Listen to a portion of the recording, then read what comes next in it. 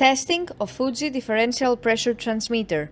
The unit has been set to a calibration range of input signal from 0 to 1000 millibar of a square root type, so it does not respond in a linear way. For testing, we add a 24-volt DC power supply, a multimeter in order to measure the milliamp output, and some pressurized air as input signal.